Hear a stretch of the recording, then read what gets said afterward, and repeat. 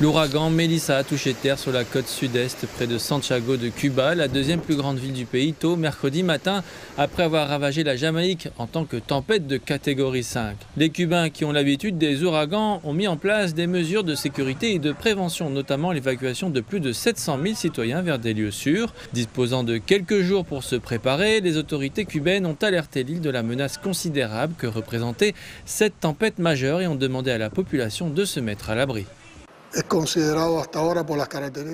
Il s'agit de l'ouragan le plus violent qui ait jamais frappé notre territoire national.